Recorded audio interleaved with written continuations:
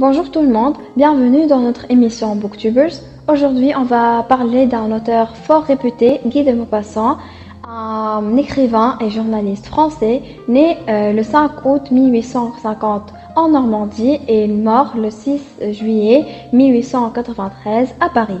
Il est reconnu pour être le plus grand auteur de nouvelles, inspiré par Flaubert, et on lui doit des œuvres comme Boule de Suif ou encore Le Horla en 1887.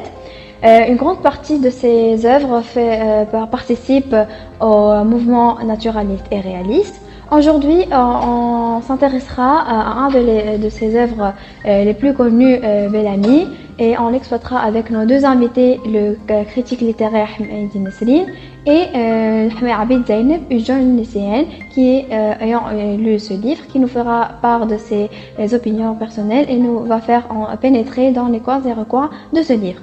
Bonjour Zainab, est-ce que vous pouvez nous faire une petite introduction du livre Bellamy? Bonjour, merci pour l'invitation. Ça me fait plaisir de parler d'un livre comme celui-ci. Bellamy est publié en 1885 sous forme de feuilleton dans le Gil Bras. L'histoire se déroule donc à Paris au XIXe siècle durant la Troisième République. Le récit est écrit à la troisième personne et le point de vue est omniscient. Et dans quelle mesure est-il réaliste? Ce roman est réaliste puisque l'auteur décrit des choses réelles. Il est le portrait parfait de Duroy. Il nous raconte la réalité du milieu journalistique, politique, financier et social. Merci Zainab. Et il se focalise sur qui exactement ce livre? On nous parle de Georges Duroy, un homme ambitieux qui est employé dans le bureau des chemins de fer du Nord. Il va réussir à atteindre le sommet de la pyramide sociale parisienne, de la presse, de la finance et de la politique, grâce à diverses femmes qu'il va séduire tout au long du livre. Il va finir par devenir baron du roi de Cantel et sera riche. Merci. Alors, Céline, quels sont les thèmes abordés dans le livre et comment est-ce que Maupassant a réussi à les transmettre au lecteur? Il y a plusieurs thèmes dans cette offre. On peut citer notamment le naturalisme, le pessimisme, le mariage, l'ascension sociale, le journalisme et l'argent et les femmes.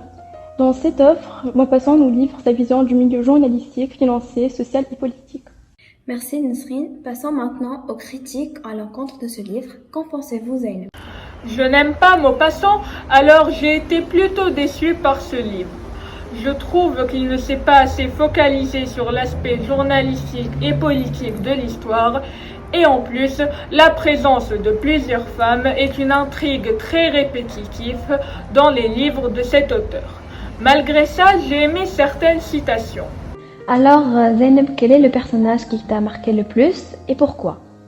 Mon personnage préféré est Madeleine car c'est une femme forte, courageuse et libre.